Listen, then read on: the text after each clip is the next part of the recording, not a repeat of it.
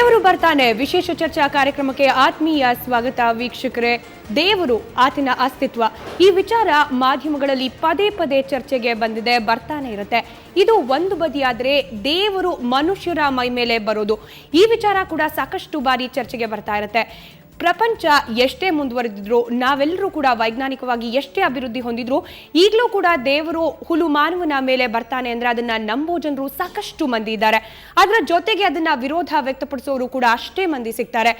ಪದೇ ಪದೇ ಈ ರೀತಿಯ ಘಟನೆಗಳು ನಮ್ಮ ನಡುವೆ ನಡೀತಾನೆ ಇರುತ್ತೆ. ಯಾರೋ ಒಬ್ಬರ ಮೇಲೆ ದೇವರು ಆಹ್ವಾನ ಆಗಿದ್ದಾನೆ ಅಂತ ಹೇಳಿ ಅವರನ್ನ ನಂಬ್ಕೊಂಡು ಹೋಗೋ ಸಾಕಷ್ಟು ಜನರನ್ನ ನಾವು ನೋಡ್ತಿರ್ತೀವಿ. ಜೊತೆಗೆ ಅದಕ್ಕೆ ಟೀಕೆಯನ್ನ ವ್ಯಕ್ತಪಡಿಸೋ ಜನರು ಕೂಡ ಸಾಕಷ್ಟು ಮಂದಿಯನ್ನ ನಾವು ನೋಡ್ತಾನೆ ಇರ್ತೀವಿ. ಇವತ್ತು ಕೂಡ ಸುವರ್ಣ ನ್ಯೂಸ್ ನಲ್ಲಿ ಈ ಒಂದು ಚರ್ಚೆ ನಡೆಯುತ್ತೆ.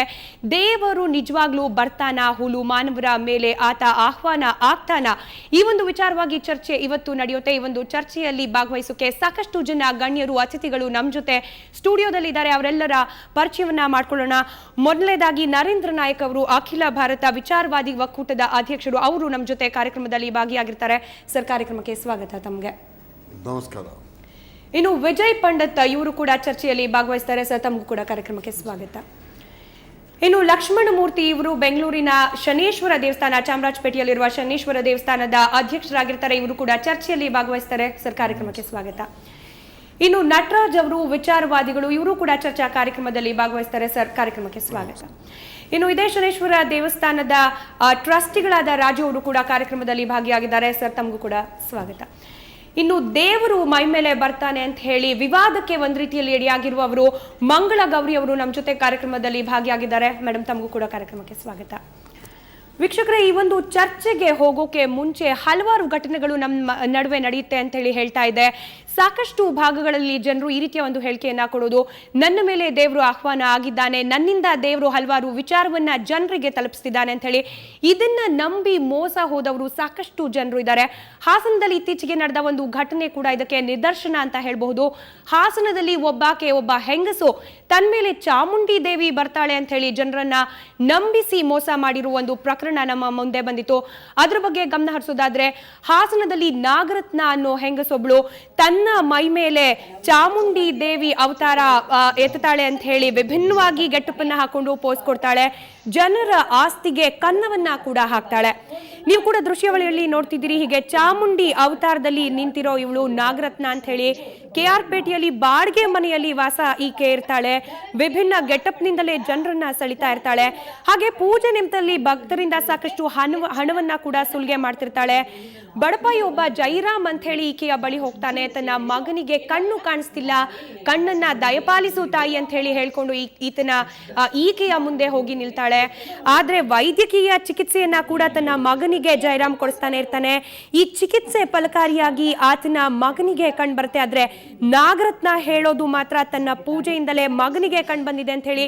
ಹಾಗಾಗಿ ಅನಾಮತ್ತು 75,000 ರೂಪಾಯಿ ಹಣಕ್ಕೆ ಬೇಡಿಕೆಯನ್ನ ಈಕೆ ಇಡ್ತಾಳೆ. ಅಲ್ಲದೆ 2 ಗುಂಟೆ ಜಮೀನನ್ನ ಕೂಡ ಕೊಡುವಂತೆ ಪಟ್ಟು ಹಿಡಿತಾಳೆ ನಾಗರತ್ನ. ಎಲ್ಲವೂ ಬಯಸಿಕೊಳ್ಳಲು ದೇವತೆಗಳ ಆರಾಧನೆಯಿಂದ ಮಾತ್ರ ಸಾಧ್ಯ. ಇನ್ನಾವ ಸಾಧ್ಯವೋ ಬಾತ ಸತ್ಯವೇ.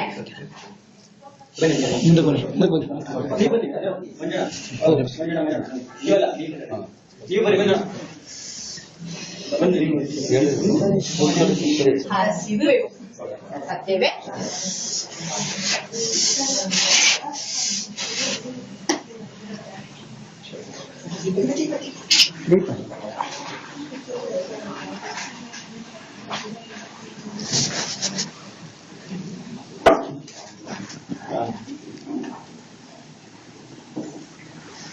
ತುಂಬಿದ ಬಣ್ಣವಿಗೆ ಪವಿತ್ರವಾದ ಬಣ್ಣವಿಗೆ ತಾಪಗಳೆಲ್ಲ ಗಂಗೆಯ ಮಾತೆ ಪಾಲಾಗಿ ನನ್ನ ಬಳಿಗೆ ಸೇರಿ ಬೆಳಕು ಕಾಣಿ ಸತ್ಯ ಹಿಡಿದ ಬಲಗನ.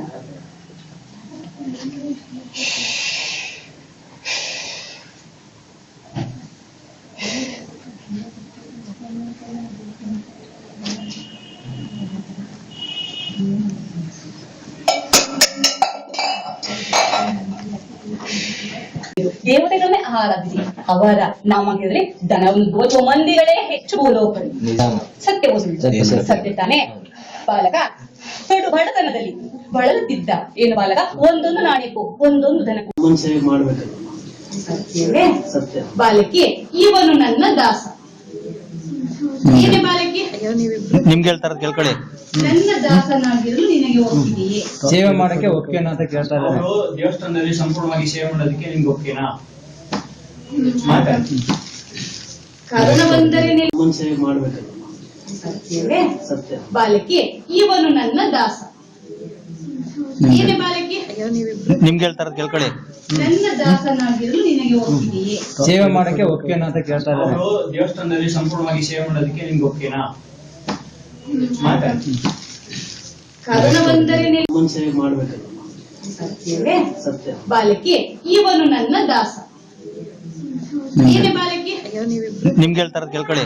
ನನ್ನ ದಾಸನಾಗಿರಲು ನಿನಗೆ ಒಪ್ಪಿದೆಯೇ? ಸೇವೆ ಮಾಡಕ್ಕೆ ಒಪ್ಪಿಗೆನಾ ಅಂತ ಕೇಳ್ತಾ ಇದ್ದಾರೆ. ಅವರು ದೇವಸ್ಥಾನದಲ್ಲಿ ಸಂಪೂರ್ಣವಾಗಿ ಸೇವೆ ಮಾಡೋದಕ್ಕೆ ನಿಮ್ಗೆ ಒಪ್ಪಿಗೆನಾ? ಮಾತಾಡ್ತೀನಿ. ಕಾರಣ ಬಂದರೆ ಸೇವೆ ಮಾಡ್ಬೇಕಲ್ಲ. ಸತ್ಯವೇ ಸತ್ಯ ಬಾಲಕಿ ಇವನು ನನ್ನ ದಾಸ ಏನೇ ಬಾಲಕಿ ನಿಮ್ಗೆ ಹೇಳ್ತಾರ ಕೇಳ್ಕೊಳ್ಳಿ. ನನ್ನ ದಾಸನಾಗಿರಲು ನಿನಗೆ ಒಪ್ಪಿದೆಯೇ? ಸೇವೆ ಮಾಡಕ್ಕೆ ಒಪ್ಪಿಗೆನಾ ಅಂತ ಕೇಳ್ತಾ ಇದ್ದಾರೆ. ಅವರು ದೇವಸ್ಥಾನದಲ್ಲಿ ಸಂಪೂರ್ಣವಾಗಿ ಸೇವೆ ಮಾಡೋದಕ್ಕೆ ನಿಮ್ಗೆ ಒಪ್ಪಿಗೆನಾ? ಮಾತಾಡ್ತೀನಿ. ಕಾರಣ ಬಂದರೆ ಎಸ್, ಇದು ಕೆಆರ್ಪೇಟೆಯಲ್ಲಿ ನಾಗರತ್ನ ಅನ್ನೋ ಆಕೆ ತನ್ನ ಮೇಲೆ ಚಾಮುಂಡಿ ದೇವಿ ಅವತಾರ ಎತ್ತುತ್ತಾಳೆ ಅಂತ ಹೇಳಿ ನಡೆಸಿದ ಪ್ರಹಸನವನ್ನ ನೋಡ್ಕೊಂಡ್ ಬಂದ್ರಿ. ಇನ್ನು ಬೆಂಗಳೂರಿನಲ್ಲಿ ಮತ್ತೊಂದು ಚರ್ಚೆ ಆಗಿರೋದು, ಬೆಂಗಳೂರಿನ ಚಾಮರಾಜಪೇಟೆಯ ಶನೇಶ್ವರ ದೇವಸ್ಥಾನದಲ್ಲಿ 15 ವರ್ಷಗಳಿಂದ ಅರ್ಚಕರು ಪೂಜೆಯನ್ನ ಮಾಡ್ಕೊಂಡು ಬಂದಿರ್ತಾರೆ. ಆದರೆ ಅದಾದ ಮೇಲೆ ಮಂಗಳಗೌರಿ ಅನ್ನೋ ಆಕೆ ತನ್ನ ಮೇಲೆ ದೇವರು ಬರುತ್ತೆ ಅಂತ ಹೇಳಿ ಆಕೆ ಪೂಜೆ ಮಾಡಬೇಕು ಮೊದಲು ಅಂತ ಹೇಳಿ ಮಾತನ್ನ ತೆಗಿತಾಳೆ. ಆಕೆ ಪೂಜೆ ಮಾಡಿದ ನಂತರ ಅರ್ಚಕರು ಪೂಜೆ ಮಾಡ್ತಾರೆ. ಈ ಒಂದು ವಿಚಾರ ಸಾಕಷ್ಟು ಚರ್ಚೆಗೆ ಗ್ರಾಸವಾಗಿರೋದು. ನಿಜವಾಗ್ಲೂ ಮಂಗಳಗೌರಿ ಅನ್ನೋರ ಮೇಲೆ ದೇವರು ಬರ್ತಾನ? ಈಕೆ ಮಾಡಿದ ಮೇಲೆ ಅರ್ಚಕರು ಪೂಜೆ ಮಾಡೋದು ಎಷ್ಟು ಸರಿ? ಎಲ್ಲ ವಿಷಯಗಳು ಸಾಕಷ್ಟು ಚರ್ಚೆ ಆಗ್ತಿದೆ. ಇದೇ ವಿಚಾರವಾಗಿ ಇವತ್ತು ಚರ್ಚೆಯನ್ನ ಮಾಡ್ತೀವಿ. ದೇವರು ನಿಜವಾಗ್ಲೂ ಮನುಷ್ಯರ ಮೇಲೆ ಬರ್ತಾನ? ಇದೇ ಇವತ್ತಿನ ಚರ್ಚೆಯ ವಿಚಾರ. ಮೊದಲನೇದಾಗಿ ನಿಮ್ಗೆ ಕೇಳ್ತೀನಿ ನರೇಂದ್ರ ನಾಯ್ಕ್ ಅವರೇ, ದೇವರು ಮನುಷ್ಯರ ಮೇಲೆ ಬರ್ತಾನೆ ಅನ್ನೋ ಕಾನ್ಸೆಪ್ಟ್ ನ ನೀವು ಒಪ್ತೀರಾ? ಖಂಡಿತವಾಗಿಯೂ ಇಲ್ಲ. ಯಾಕೆಂದರೆ ನಾನೊಬ್ಬ ನಾಸ್ತಿಕ, ಯಾವ ದೇವರನ್ನು ನಾನು ನಂಬೋಲ್ಲ. ಸೊ ಈ ದೇವರು ಮನುಷ್ಯನ ಮೇಲೆ ಬರ್ತಾನಂತ ಹೇಳೋದು ಬರೀ ಆ್ಯಕ್ಟಿಂಗು ಅಷ್ಟೇ, ಜನರನ್ನು ಸುಲಿಯೋದಕ್ಕೆ ಒಂದು ವಿಧಾನ. ಆಮೇಲೆ ದೇವರು ಮೈ ಮೇಲೆ ಬರ್ತಾನೆ ಅಂತ ಅಂದರೆ ಪುರುಷ ಸಮಾನ ದೇವರು, ಪೆಟರ್ನಲಿಸ್ಟಿಕ್ ದೇವರು ಬರ್ತಾಳೆ ಅಂತ ಹೇಳಿದರು. ಮಾತಾ ಸಂಬಂಧಿ ಇದು ದೇವರುಗಳು, ಯಾಕೆ ಅದು ಬರುತ್ತೆ ಅಂತ ಹೇಳಲ್ಲ? ಇದು ಅಲ್ಲದೆ ಈ ದೇವರುಗಳಿಂದರೆ ಒಂದೇ ಧರ್ಮಕ್ಕೆ ಬಿಟ್ಟ ಮೊನೋಪಲಿನ? ಬೇರೆ ಬೇರೆ ಧರ್ಮಗಳಲ್ಲಿ ಬೇರೆ ಬೇರೆ ದೇವರ ಕಾನ್ಸೆಪ್ಟ್ ಇದೆ. ಅದೇ ಇಲ್ಲಿ ನೀವು ಪ್ರಾಯಶಃ ಹಿಂದೂಗಳನ್ನೇ ಕರೆಸಿದ್ದೀರಾ. ಆಮೇಲೆ 80% ಜನಗಳು ಹಿಂದೂಗಳಾಗಿರೋ ಕಾರಣ ಹೆಚ್ಚಾಗಿ 80% ದೇವರುಗಳು ಹಿಂದೂಗಳದ್ದು ಇರ್ತವೆ ನಮ್ಮ ದೇಶದಲ್ಲಿ. ಅದೇ ನೀವು ಮುಸಲ್ಮಾನ್ ದೇಶಗಳಿಗೆ ಹೋದರೆ ಅಲ್ಲಿ ಅಲ್ಲಾ ಇಲ್ಲ ಸೈತಾನು, ಆ ಥರ ಕಾನ್ಸೆಪ್ಟ್ ಇದೆ. ಅದೇ ನೀವು ಕ್ರೈಸ್ತ ದೇಶಗಳಿಗೆ ಹೋದರೆ ಅಲ್ಲಿ 3 spirits, spirit of the father, holy ghost and ಇದು ಅಂತ ಹೇಳಿ. ಸೊ ಈ ಥರ ಅವರವರ ಕಲ್ಚರಲ್ ಮೇಲೆ ಡಿಪೆಂಡ್ ಆಗಿ ಯಾವ ಯಾವ ದೇವರುಗಳು ಮೈ ಮೇಲೆ ಬರ್ತಾರೆ ಅಂತ ಕ್ಲೇಮ್ಗಳನ್ನು ಮಾಡ್ತಾರೆ. ಹೊರತು ಈ ದೇವರು ಮೈ ಮೇಲೆ ಬರೋದನ್ನೋದು ಒಂದು ಮಾನಸಿಕ ಭ್ರಮೆ. ಕೆಲವೊಮ್ಮೆ ಇದು ಆ್ಯಕ್ಟಿಂಗು, ಯಾಕೆಂದರೆ ಬಂದವರನ್ನು ಸುಲಿಯೋದಕ್ಕೆ ದೇವರು ಬರ್ತಾನೆ, ದೇವ್ರು ಹಿಂಗೆ ಹೇಳಿದ್ದಾನೆ ಅಂತ. ಯಾಕಂದರೆ ದೇವರು ನಿನ್ನ ಮೂಲಕವಾಗಿ ಹೇಳಬೇಕು, ಯಾಕೆ ಡೈರೆಕ್ಟಾಗಿ ಹೇಳಲ್ಲ? ಈಗ ದೇವರು ಎಲ್ಲ ಮನುಷ್ಯರನ್ನು ಮಾಡಿದಂತ ಆದರೆ ಈ ದೇವರಿಗೆ ಏಜೆಂಟ್ರುಗಳು ಯಾಕೆ? ಈ ಎಲ್ಲ ಮೂಲಭೂತ ಪ್ರಶ್ನೆಗಳು ನಮ್ಮ ಮುಂದೆ ಬರ್ತವೆ. All right. ಇನ್ನು ನಟರಾಜ್ ಅವರೇ, ನೀವು ಗಮನಿಸಿರ್ಬೋದು ಕೆಆರ್ಪೇಟೆಯಲ್ಲಿ ನಾಗರತ್ನ ಅನ್ನೋರ ಮೇಲೆ ದೇವರು ಬಂದಿರೋದು, ಚಾಮುಂಡಿ ದೇವರು ಅಂತ ಹೇಳಿ. ಆಕೆ ಆ ವಿಜುವಲ್ಸ್ ಅನ್ನ ನೋಡಿದ್ರೆ ನೀವು ಕೂಡ ಅನ್ಕೊಂತೀನಿ, ಅದ್ರ ಫಸ್ಟ್ ರಿಯಾಕ್ಷನ್ ಏನು ನಿಮ್ದು? ನೋಡಿ, ಇದು ಅಪ್ಪಟ್ ಸುಳ್ಳು, ಜನರಿಗೆ ಮಾಡುವಂತಹ ಮೋಸ, ಅದು ಮುಗ್ಧ ಜನರಿಗೆ ಮಾಡುವಂಥ ಮೋಸ. ಯಾಕಂದರೆ ನಾನೊಂದು ಪುರೋಹಿತ ಕುಲದಲ್ಲಿ ಹುಟ್ಟಿ ಇಂಥದ್ದೆಲ್ಲ ಭಾಳಷ್ಟು ನೋಡಿದ್ದೇನೆ ನಾನು. ಇಂಥ ಕೆಲವರು ಮೈ ಮೇಲೆ ಬರುವವರಿಗೆ ಮೈ ಮೇಲೆ ಬರುವಂತಹ ಈ ದೆವ್ವ ಭೂತ ಮತ್ತು ದೇವರು ಬರ್ತು ನನ್ನ ಅಪ್ಪನ ನಾಗನ ಪಾತ್ರೆ ಗೊತ್ತಲ್ಲ. ಹಾಗಾಗಿ ನಾನು ಈ ದೇವರ ಒಳಗೆ ಹುಟ್ಟೆಲ್ಲ ನನಗೆ ಗೊತ್ತಿದೆ. ಹಾಗಾಗಿ ಇವೆಲ್ಲ ಏನು ಅಂದರೆ 3 ಥರದಲ್ಲಿ ಬರ್ತದೆ. ದೇವರು ಮೈ ಮೇಲೆ ಬರುತ್ತೆ ಅಂತ ಹೇಳಲ್ಪಡುವುದು 3 ಥರದಲ್ಲಿ. ಒಂದು, ಮಾನಸಿಕ ರೋಗದಿಂದ 7 ರೀತಿಯ ಮಾನಸಿಕ ರೋಗಗಳಿವೆ ಗೊತ್ತಲ್ಲ. ಅದು ಏನು ಅಂತ ಬೇಕಾದ್ರೆ ನಂತರ ನೀವು ಪ್ರಶ್ನೆ ಕೇಳಿದರೆ ಯಾವುದಂತ ನಾನು ನಂತರಕ್ಕೆ ಈಗ ನಿಮಗೆ ಒಂದನೇ ಪ್ರಶ್ನೆಯಲ್ಲಿ ಕೇಳಲಿಕ್ಕೆ ಸಾಧ್ಯ ಇಲ್ಲ. 7 ರೀತಿಯ ಈ ದಿಗ್ಭ್ರಮೆಗಳು, ಮಾನಸಿಕ ರೋಗಗಳು ಅದು ಬಂದಾಗ ನೀವು ಹೇಳಬೇಕು, ನಾನಿನ್ನ ಮರೆಯಲಾಯದಲ್ಲಿ ನೀವು ದೇವ್ರ ಹ್ಯಾಂಗಲ್ಲಿ ಮೈ ಮೇಲೆ ಬಂತು, ಎಷ್ಟು 4 ಜನ ಹಿಡಿದ್ರು ಕೂಡ ಹಿಡಿಯೋಕ್ಕಾಗಲ್ಲ. ಆ ಥರದ ಒಂದು ಕೆಲವು ರೋಗಗಳು, ಇದಕ್ಕೆ ಮಾನಸಿಕ ರೋಗಗಳು ಕಾರಣ. ನಂಬರ್ 1. ನಂಬರ್ 2 ಏನೆಂದರೆ ಶೋಷಣೆಯು. ಈಗ ಉದಾಹರಣೆಗೆ ಮನೆಯಲ್ಲಿ ಕೆಲವು ಹೆಂಗಸರಿಗೆ, ಹೆಚ್ಚಾಗಿ ಬಡವರಿಗೆ ನೋಡಿ, ಹೆಚ್ಚಾಗಿ ಈ ದೇವರ ಮೈ ಮೇಲೆ ಯಾರಿಗೆ ಬರ್ತದೆ ಅಂದರೆ 15 ವರ್ಷದಿಂದ 40 ವರ್ಷದವರಿಗೆ ಹೆಚ್ಚಾಗಿ ಬರುವಂಥದ್ದು. ಯಾಕಂದರೆ ಅಲ್ಲಿ ಗಂಡನ ಮನೆಯಲ್ಲಿ ಅಥವಾ ಅಪ್ಪನ ಮನೆ ಯಾರಲ್ಲಿ ಆಗಲಿ ಈ ಹೆಂಗಸರಿಗೆ ಹೆಚ್ಚು ಶೋಷಣೆ ಆಗ್ತದೆ. ಅವರನ್ನು ನಿಗ್ಲೆಕ್ಟ್ ಮಾಡ್ತಾರೆ, ಅವರ ಅತ್ತೆ ಮಾಮ ಇವೆಲ್ಲ ಸರಿಯಾಗಿ ಅನ್ನ ಕೂಡ ಕೊಡುವುದಿಲ್ಲ.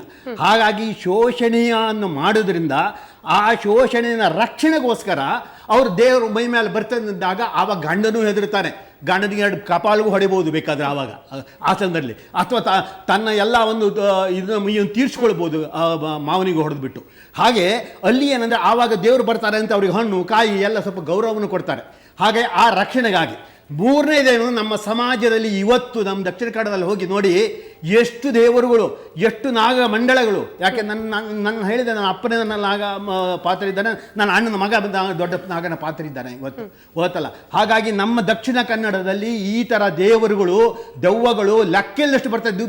ಸಾಮಾಜಿಕ ಶೋಷಣೆ. ಯಾರ ಶೋಷಣೆ? ಬುದ್ಧಿವಂತರ ಶೋಷಣೆ ಆಗುವುದಿಲ್ಲ. ಯಾರ ನಂಬಿಕೆ ಏನಿದೆ, ಧಾರ್ಮಿಕ ನಂಬಿಕೆ ಅಂತಿದೆ, ಆ ಧಾರ್ಮಿಕ ನಂಬಿಕೆಯವರನ್ನ ಶೋಷಣೆ ಮಾಡುವಂಥದ್ದು, ಆ ಭಕ್ತಿಯನ್ನು ಶೋಷಣೆ ಮಾಡುವಂಥದ್ದು. ಅಂತಹ ಶೋಷಣೆ ಮಾಡಿ ತಮ್ಮ ಒಂದು ದುಡ್ಡನ್ನು ನೋಡಿ, ಅವಳಿಗೊಂದು ಆಕೆಗೊಂದು ಏಜೆಂಟ್ ಇದ್ದಾರೆ ಗೊತ್ತಾ, ಮಾತಾಡುವುದೆಲ್ಲ ನೀವು ಗಮನಿಸಿ. ಎರಡು ಕಾರಣಗಳನ್ನ ಹೇಳ್ತಿದ್ರಿ ದೇವರು ಯಾಕೆ ಬರ್ತಾರೆ. ನಿಮ್ಮ ಹತ್ರ ಬರ್ತೀನಿ. 3ನೇ ಕಾರಣ ಏನು ಅಂತ ಹೇಳಿ, ಹಾಸನದಿಂದ ಜಗದೀಶ್ ಅಂತ ಹೇಳಿ ನಮ್ಮ ಜೊತೆ ನೇರ ಸಂಪರ್ಕದಲ್ಲಿರ್ತಾರೆ. ಜಗದೀಶ್ ಅವರೇ, ನೀವು ಹಾಸನದಲ್ಲಿ ನಡೆದ ಒಂದು ಪ್ರಹಸನ ನಿಮ್ಗೂ ಕೂಡ ಗೊತ್ತಿರಬಹುದು. ಚಾಮುಂಡೇಶ್ವರಿ ಮೈ ಮೇಲೆ ಬರ್ತಾಳೆ ಅಂತ ಹೇಳ್ಕೊಂಡು ನಾಗರತ್ನ ಅನ್ನೋಳು ಶೋಷಣೆಯನ್ನ ಮಾಡಿದ್ದು, ಸಾಕಷ್ಟು ಜನರಿಂದ ಹಣವನ್ನ ವಸೂಲಿ ಮಾಡಿದ್ದು. ನೀವೇನ್ ಹೇಳ್ತೀರಿ, ದೇವರು ನಿಜವಾಗ್ಲೂ ಆಕೆಯ ಮೇಲೆ ಬಂದಿದ್ರಾ ಹೇಗೆ? ಇಲ್ಲ ಮೇಡಮ್, ಏನೋ ಗೊತ್ತಿಲ್ಲ. ನಮ್ ಬರತ್ತಾರ ನಾರ್ ಕಟ್ತಾ ಇದಾರೆ ಅಂತಲೂ ಗೊತ್ತಿಲ್ಲ ಮೇಡಮ್. ಕೇಳಿದ್ರೆ ಬರೀ ದುಡ್ಡು ಅಂತ ಕೇಳ್ತಾರೆ ಮೇಡಮ್, ಹಣ. ಓಕೆ, ನಿಮಗೆ ಯಾರು ಹೇಳಿದ್ದು ಹೀಗೆ ಒಬ್ರ ಮೇಲೆ ದೇವ್ರು ಬರ್ತಾ ಇದೆ, ಅವ್ರ ಹತ್ರ ಹೋದ್ರೆ ಕಷ್ಟ ಪರಿಹಾರ ಆಗುತ್ತೆ, ಹೀಗೆಲ್ಲ ಸಾಕಷ್ಟು ಹೇಳಿರ್ಬೋದು. ಯಾರು ಹೇಳಿದ್ರು, ಹೇಗೆ ಗೊತ್ತಾಯ್ತು ಹೀಗೊಬ್ರು ನಾಗರತ್ನ ಅನ್ನೋರು ಇದ್ದಾರೆ ಅಂತ ಹೇಳಿ? ಅಲ್ಲೇ ಇರೋರು ಪಕ್ಕದವ್ರು ಯಾರೋ ನಮ್ಗೆ ನಾವು ಹೇಳ್ಕೊಂಡು, ಈ ತರ ನಮ್ಮ ಮಗನಿಗೆ ಕಣ್ಣು ಹೊರಟಾಗಿದೆ, ಕಾಣಿಸ್ತಾ ಇಲ್ಲ ಅಂತ ಹೇಳ್ಕೊಂಡು, ಓಕೆ, ಹೇಳ್ಕೊಂಡಿದ್ಕೆ ಅವ್ರು ತಗೊಂಡೋಗಿ ಪರಿಚಯ ಮಾಡಿಸಿದ್ರು ಮೇಡಮ್. ಓಕೆ, ಮಾಡಿದ್ಮೇಲೆ ನಾವು ಅಲ್ಲಿಗೆ ಹೋದೋ, ಅವ್ರು ಕೇಳ್ದಷ್ಟು. ಓಕೆ, ಫಸ್ಟ್ ನೀವು ಹೋಗಿ ಈಗ ನಿಮ್ಮ ಮಗನಿಗೆ ತೊಂದರೆ ಇದೆ ಅಂತ ಹೇಳಿದಾಗ ಆಕೆ ಏನ್ ಹೇಳಿದ್ರು ನಿಮ್ಗೆ? ಅವ್ರು ಹೇಳಿದ್ರು ಇಷ್ಟು ದುಡ್ಡಾಗುತ್ತೆ ನೀವು ಕೊಡ್ಬೇಕು ಅಂತ ಹೇಳಿದ್ರು ಮೇಡಮ್. ಓಕೆ ಓಕೆ, ಎಷ್ಟು ದುಡ್ಡು ಅಂತ ಹೇಳಿದ್ರು? ಅಂದ್ರೆ ದುಡ್ಡು ಕೊಟ್ರೆ ಪರಿಹಾರ ಆಗ್ಬಿಡುತ್ತೆ ಅಂತ ಹೇಳಿದ್ರಾ? ಹೇಳಿದ್ರು ಮೇಡಮ್, ಆದ್ರೆ 10,000 ಆಗುತ್ತೆ, ಮತ್ತೆ ಏನೋ ಸಾಮಾನೆಲ್ಲ ಬರ್ಕೊಡ್ತೀನಿ ಅದೆಲ್ಲ ತರಬೇಕು ಅಂತ ಹೇಳಿದ್ರು ಮೇಡಮ್. ಅದು 7-8 ಸಾವಿರ ದುಡ್ಡಾಯ್ತು. ಆಮೇಲೆ ಅದಾದ್ಮೇಲೆ ಹೋದೆ ಮೇಡಮ್, ಒಂದು 15 ದಿನ ಬಿಟ್ಟು ಹೋದೆ ಮೇಡಮ್. ಹೇಳಿ. ಆದ್ರೂ ಸಹ ಸರಿಯಾಗ್ಲಿಲ್ಲ. ಮತ್ತೆ ಹೋದ ಮೇಡಮ್. 15 ದಿನ 1 ತಿಂಗಳಾಯ್ತು. ಮತ್ತೆ ಹೋಗಿಕ್ಕೆ ಅವ್ರು ಹೇಳಿದ್ರು, ನಿಮಗೆ ಒಂದು 75,000 ಕೊಡಬೇಕಾಗದೆ, ನಾವು ಅಷ್ಟೊಂದು ಆಗಲ್ಲ, ನಾವು ಕೂಲಿ ಕಾರ್ಮಿಕರು, ಅಷ್ಟೊಂದು ಕೊಡೋಕ್ಕಾಗಲ್ಲ ಅಂತ ಹೇಳ್ದೆ ಮೇಡಮ್. ಅದಕ್ಕೆ ಅವ್ರು ಹೇಳಿದ್ರು 2 ಕುಂಟೆ ಜಮೀನು ನಮಗೆ ಬರ್ಕೊಡ್ಬೇಕು ಅಂತ ಹೇಳಿದ್ರು ಮೇಡಮ್. ಓಕೆ, ದುಡ್ಡು ಯಾಕೆ ಬೇಕಿತ್ತು? ನಿಜವಾಗ್ಲೂ ದೇವ್ರ ಅವ್ರ ಮೇಲೆ ಬರೋದಾಗಿದ್ರೆ ಅವ್ರ ಹತ್ರ ಶಕ್ತಿ ಇರ್ತಿತ್ತಲ್ವಾ? ಯಾಕೆ ದುಡ್ಡು ಬೇಕು ಅಂತ ಕೇಳಿದ್ ಯಾಕಂತೆ? ನೀವು ಕೇಳಲಿಲ್ವಾ ಇಷ್ಟೊಂದು ದುಡ್ಡು ಯಾಕೆ ಅಂತ? ಏನೋ ಗೊತ್ತಿಲ್ಲ ಮೇಡಮ್, ಕೇಳಿದ್ರು ಮೇಡಮ್. ಇಲ್ದ ಇದ್ರೆ ನಿಮ್ ಮಗನ್ ಕಣ್ ಬರಲ್ಲ ಅಂತ ಹೇಳಿದ್ರು ಮೇಡಮ್. ಓಕೆ, ನೀವ್ ಎಷ್ಟು ಹಣ ಕೊಟ್ರಿ ಜಗದೀಶ್ ಅವ್ರೆ? ನಾವು 10,000 ಮತ್ತೆ 8,000 ಮೇಡಮ್, 18,000 ಕೊಟ್ಟ.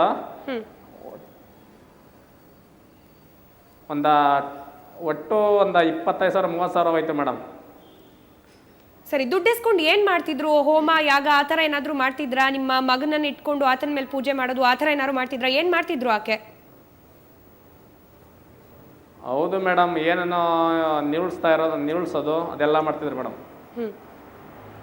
ನೀವು ಡಾಕ್ಟರ್ ಹತ್ರ ಹೋಗೇ ಇರ್ಲಿಲ್ವಾ? ನಿಮ್ಮ ಮಗನ ಆರೋಗ್ಯ ಸಮಸ್ಯೆ ಬಗ್ಗೆ ಡಾಕ್ಟರ್ ಅಥವಾ ವೈದ್ಯಕೀಯ ತಪಾಸಣೆ ಈ ರೀತಿ ಏನು ಮಾಡಿಸೇ ಇರ್ಲಿಲ್ವಾ?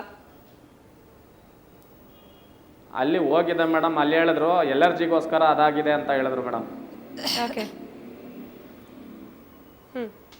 ಆಮೇಲೆ ಏನಾಯ್ತು? ದುಡ್ಡು ಕೊಟ್ರಿ, ಸಾಕಷ್ಟು ಏನೇನೋ ಮಾಡಿದ್ರು, ಆದ್ರೂ ಕೂಡ ನಿಮ್ಮ ಮಗ ಸರಿ ಹೋಗ್ಲಿಲ್ಲ. ನೀವು ಕೇಳಲಿಲ್ವಾ ದುಡ್ಡು ಇಸ್ಕೊಂಡ್ರಿ ಆದ್ರೂ ನನ್ನ ಮಗ ಸರಿ ಹೋಗ್ತಿಲ್ಲ ಅಂತ ಹೇಳಿ? ಅದು ಹೇಳ್ದೆ ಮೇಡಮ್, 2 ಕ್ವಿಂಟಲ್ ಸೈಟನ್ನು ನೀವು ಬರ್ಕೊಡಿ ಅಂತ ಹೇಳಿದ್ರು ಮೇಡಮ್. ಓಕೆ.